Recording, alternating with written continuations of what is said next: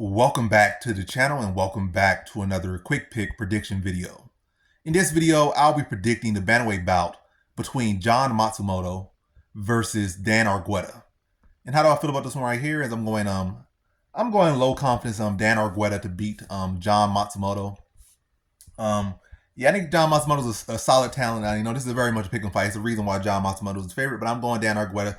I feel like John Matsumoto still shows a little bit of greenness in this one, and I think Dan Argueta is being slept on just a little bit because of he's coming off a loss. So anytime he come off a loss, you come in with this guy that's coming off a contender series. Like, oh, this guy is supposed to win because he's coming off a contender series. He's a fresh face. He seems like a good enough talent. Or let me just look at him. He's Brazilian. He looks pretty good size, pretty good shape. It's pretty well rounded. He should win. This Dan Argueta is just a one-dimensional wrestler.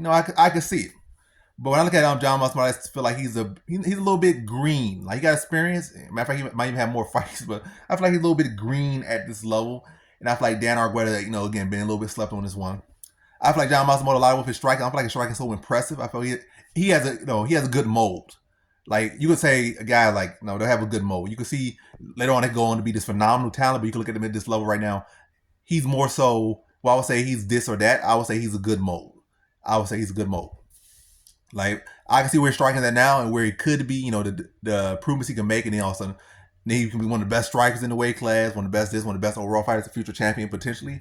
But right now, I feel like his striking, it's about the mental aspect of it, the tactics of it. And I feel like a lot of times in his striking line, when he's doing his kick, a lot of times he does them a little bit too close, and he does them like too much force in them, and oftentimes end up off balance. And another thing a guy like him would do, like, their talent and their skills and their well-roundedness can also be their undoing in a fight that, probably close, but you make bad decisions, like you're going to throw an up close kick and you're going to miss, or you're going to overcommit and just fall on your butt. He can get away with it because nobody really wants to, maybe they don't want to grapple him. Maybe he's the better grappler in the matchup. Or he's going in for another BJJ guy, but he's better at BJJ, so they're not going to say, if I go for the takedown for that position, he's going to reverse the position. Whereas against a guy like Dan Argueta, Argueta's a solid wrestler with, very stocky, very tight, very he's a wrestler. Got good top control. He got good submission defense, and he could, you make that mistake against him, he's going to get that top position, and he's going to take probably some 30, 40 seconds out on top, maybe land some ground and pound, or take you down. Then you got to try to work back up. Then he's going to take you back down again. He's going to exploit that mistake you made, or that that area you feel too comfortable in. And yes, maybe he won't do damage, but in a close fight, he could get those positions. He'll win minutes over you, or he'll win seconds, and those seconds will add to minutes. And maybe those seconds will add to minutes. Those minutes will turn into multiple minutes or whatnot in a close fight. And I feel like Matsumoto has more arsenal to strike, but I feel like you might have more arsenal. You might be able to throw 100 strikes, but overall, I feel like our striking levels at this given point is relatively even. And if anything, I might say Argueta is a little bit more effective. You got more tools, but again, you got to develop those tools. Where I feel like Argueta is more to the point, and he has, like I said, less tools overall, but he knows how to use those less tools more. Fear the man, not the man who does those a million strikes or whatnot, but the man who can practice those limited strikes, limited tools he can, millions of times. And that's this UFC level. Like, you see a lot of guys that look great, on these regional scene. Like, this guy looks so good, he's a gym class hero. Whatever case, like, they could do all this stuff, but then they come into the UFC, they lose to a guy that just got an overhand.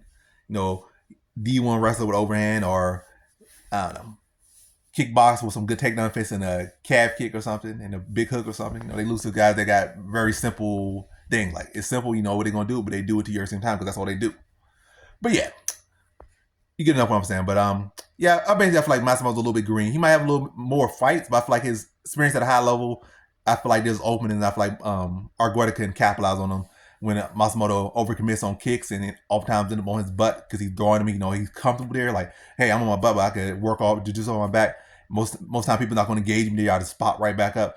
Versus Argueta, he's going to be looking to pressure him, looking to get in there. And also, Argueta has a very smothering pace. That's a tough thing. So you're going to deal with a guy at a high level.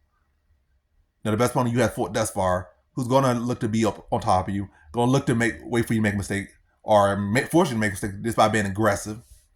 And also, like the Mao John fight was some blowout. Mao John is a wrestler, pretty solid wrestler. He has good takedown defense. Matsumoto's more like a BJJ. He don't really have a wrestling background. So BJJ guys don't typically have the best takedown defense or the best takedown offense. Don't really have the best top control typically.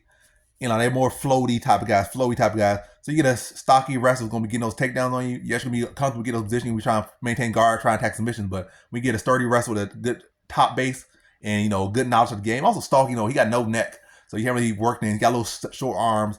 He can be on top of you. Maybe not dealing the most damage, but he can maintain position like a rock. Just sitting on you or sitting in your guard and kind of neutralize you there. And then in MMA, when you're on top, you're winning a lot of times. So yeah, I can see Argueta pushing the smothering pace, getting those takedowns, getting that top position, and also exploiting the mistakes of him, and also forcing more mistakes because he's gonna be so aggressive, he's gonna be so active, and so putting so much pressure on the young Matsumoto. And I think he beats him by decision. So in this one, I got Dan Argueta via decision.